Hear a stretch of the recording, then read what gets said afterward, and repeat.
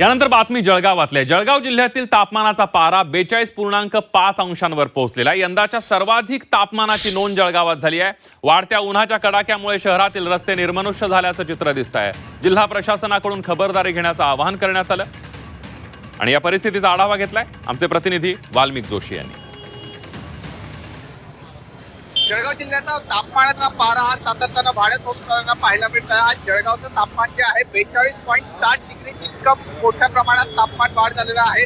मी जळगावच्या आकाशवाणी चौकात आहे आणि याच ठिकाणी बघू शकतो मोठ्या प्रमाणात रळतळ असते, वाहनं या ठिकाणी असतात. मात्र रस्त्याची जी दृश्य बघायला गेली तर या ठिकाणी निर्मनुष्य हे दृश्य पाहायला मिळतात आहे. ज्याच ठिकाणी मोठ्या प्रमाणात ट्रॉफिक असते, मात्र उन्हाचा कडाका इतका प्रचंड झालेला आहे की अक्षरशः जीवाची लाही होते.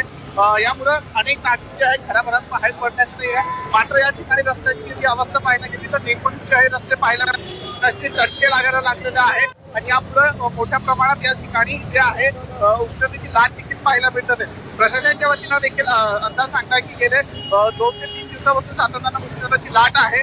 त्यामुळं पारा जो आहे वाढत आहे आणि दुसऱ्या दृश्यांमध्ये आपण बघू शकतो की अक्षरशः रस्ता जो आहे हा रस्त्याचे डांबर देखील वितळलेला पाहायला मिळतात.